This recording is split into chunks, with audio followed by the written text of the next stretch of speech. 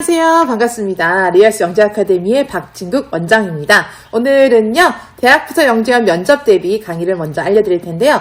우리 PPT 화면에 보게 되시면 포인트가 있습니다. 자기소개서 내용에 대해서 정리가 필요하겠죠? 그리고 어떤 탐구활동이 있는지에 대해서 아마 제출했을 것인데요.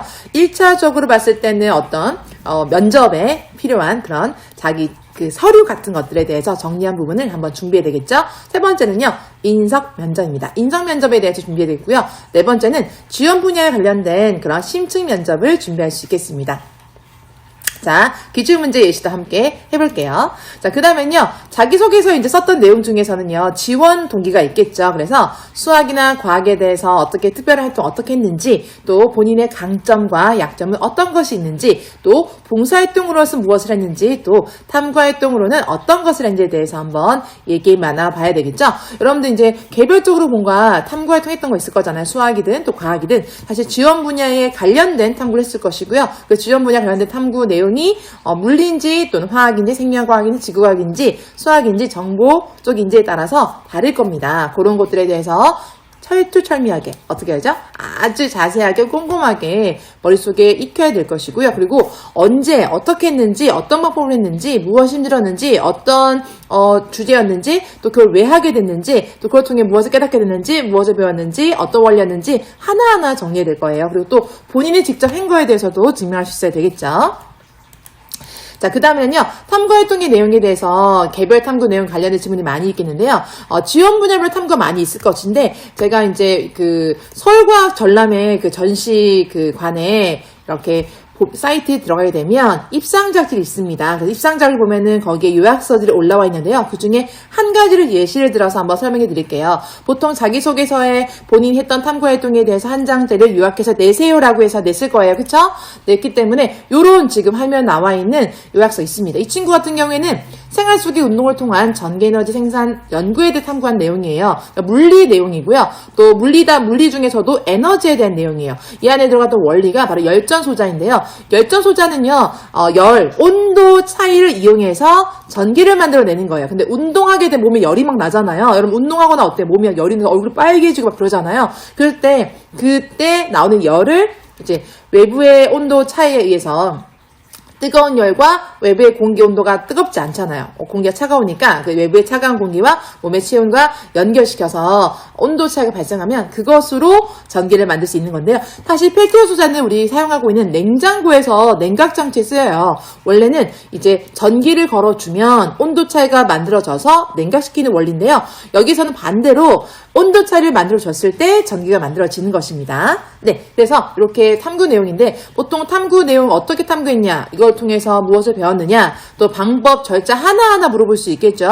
또는 탐구 주요한 내용에서도 이 연구를 통해서 어떤 결과를 통해서 어떻게 활용될 수 있는지를 물어볼 수 있겠고요. 또 사실은 질문하는 그 심사위원에 따라서 궁금한 게 다를 수 있기 때문에 거기에 대해서도 준비를 해야 되겠습니다. 사실은 정말 이 연구를 직접 했다면, 원래 잘 이해했다면 질문에 대한 답을 다 할 수 있을 거예요. 그런데 긴장하기 때문에 문제죠. 그래서 긴장했을 때도 답을 잘 할 수 있도록 더더욱이나 연구를 다시 리마인드 해야 됩니다. 알겠죠? 자, 그 다음엔요, 인성면접인데요. 인성면접 같은 경우에는 예를 들어서 교육청 영재원 인성면접에서 자주 나오는 문제예요. 재수없는 철수가 있는데 모든 아이들이 싫어한다. 또 겨울에 철수가 환기를 시키려고 하자 친구들이 화를 내며 욕을 한 상황입니다. 이럴 때 자신이 받은 환기가 필요하다 느끼는데 어떻게 할 것인가 라고 물어보는 거잖아요. 요것도 마찬가지로 어떤 상황은 어려운 상황이지만 본인이 이걸 어떻게 선하게 화합할 수 있게, 좀 다툼이 없게, 두루두루 좀 편하게 이렇게 할 수 있을지, 또 본인의 소신도 있을 수 있으면서도 최대한 모든 친구들에게 영향이 좋은 영향이 될 수 있도록 해야 되겠죠. 그런 부분에 대한 질문 생각하면 될 것 같아요. 여러분들은 이런 상황이 되면 어떻게 할 것 같아요? 한번 생각해 보세요. 그 다음엔요, 영재원에 지원하게 된 동기는 무엇인가? 꿈은 무엇인가? 장래희망에 물어볼 수 있겠죠. 또 읽은 책은 무엇인가? 존경하는 인물은 어떤 사람인가에 대해서도 물어볼 수 있겠습니다. 알겠죠? 그래서 여러분들 지원한 분야에 대한 관련 책을 읽거나 또는 롤모델로 될 만한 사람도 있다면 그런 부분에 좀 더 그 사람에 대해 탐구해 놓으면 질문을 받았을 때 충분히 대처할 수 있을 것입니다. 알겠죠? 또 다음에 이어서 인성 면접 질문으로 또 넘어가서 이렇게 존경하는 인물에 대해 얘기할 수 있었고요. 그 다음에 또 하나는 뭐냐면 지원 분야별로 이렇게 심층적으로 면접이 나올 수 있어요. 예전에 이제 영재형 같은 경우에는 시험을 봤었고요. 시험 보고 난 이후에 또 뭐 면접도 봤는데 그때도 구술 면접이라고 해서 어떤 문제를 주고 그 문제에 대해서 일정 시간 동안 생각을 하게 한 후에 그 다음에 그 문제를 들고 들어가서 이제 질문을 받았었습니다. 어떤 경우에는 뭐 칠판에다가 설명해보라 하기도 하셨고요. 또 어떤 영재형 같은 경우에는 탐구했던 내용에 대해서 발표해보라 할 수 있습니다. 아무튼 심층 면접 같은 경우에 지원 분야에 관련된 상식 또 과학적인 원리를 물어볼 수 있어요. 그리고 자기소개서에 있는 내용과 본인의 어떤 성적의 여러 가지를 봤을 때 질문 수가 좀 많을 수도 있고 적을 수 있는데 이런 경우 있습니다. 면접을 봤는데 어떤 경우에 질문 너무너무 많이 힘들었대요.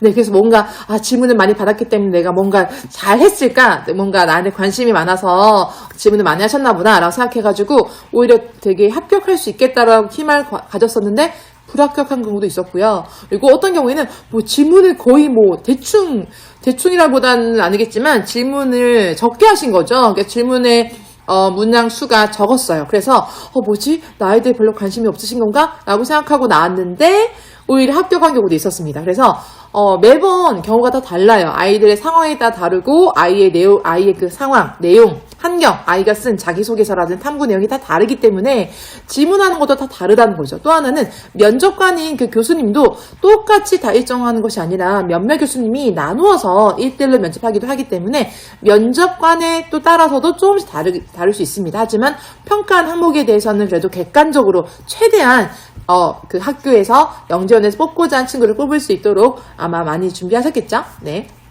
그래서 지금 보시는 것처럼 원자들은 왜 분자를 이루어 존재하는가, 화학이 생명과학이 이용된 예가 무엇인가, 또 생명활동이란 무엇인가, 또 현재 지구의 산소, 질소, 4대1인데 이런 뒤바뀌면 어떤 현상이 일어날 것인가, 그 다음 기름과 물을 왜 섞이는가, 이런 뭔가 상식과 관련된 화학의 원리에 관련된 부분이 있는데요. 이것도 화학이나 생명과학 분야에 지원한 친구들은 이런 정도의 문제는 뭔가 말할 수 있도록 상식이나 이런 내용들을 알아야 되는데요. 이런 거 문제가 좀 많이 이제 잘 풀려면 사실 고등 과정에 있어서 선행도 좀 필요할 것 같고요. 또 하나는 창의사고력 문제가 모아지 문제집이 있어요. 뭐 안쌤의 사고 창의사고력 백제 문제집 같은 게 문제가 되게 많은데 그 문제집에서도 이런 약간 비슷한 문제들이 있기 때문에 그런 문제들을 풀면서 평소에 상식을 많이 높이면 좋겠고요. 또 하나는 평소에 책을 많이 읽은 친구들 같은 경우는 많이 도움이 되겠죠. 근데 책을 읽은 지 너무 옛날이에요. 그렇죠? 어릴 때 책을 많이 읽었는데 뭐 나중에 학력이 높아지니까 공부할 게 너무 많아가지고 책을 읽을 시간이 별로 없어서 많이 못 읽었다 한 친구 같은 경우에는 미리 이런 문제집을 좀 풀어보면서 정리하면 되겠습니다. 네. 그 다음에 또 이런 문제도 있습니다. 뭐 속이 쓰릴 때 뭐 대처하는 방법을 과학적 내용 관련해서 답하세요. 뭐 볼에 쏘였을 때 강한 산성 용액으로 변기를 뚫지 않는 일은 무엇인가? 뭐 촛불을 물이 조금 담겨지는 그릇 위에 세우는데 그 위에 덮으면 어떻게 될까? 뭐 이런 것도 있고 수면 위를 높이는 방법 써라. 수면 높아질 수 있는가? 또 물 먹는 새 알죠? 그런 장난감 있잖아요. 그것도 원리를 알아볼 수 있겠고 인형의 고개를 더 빠르게 움직이게 하려면 어떻게 하면 좋을까? 이것도 원리를 알면 충분히 이해해서 풀 수 있는데요. 당황하면은 또 이런 게 원리가 생각 안 나기 때문에 평소에 그냥 내공이 정말 중요해요. 영재교육원 같은 경우 정말 처음부터 끝까지 뭐 평소에 계속 꾸준하게 노력했던 친구들이 많이 도움이 되는 겁니다. 알겠죠? 네. 그 다음에 수학 분야 같은 경우에 질문이 이렇게 또 다양하게 되겠는데요.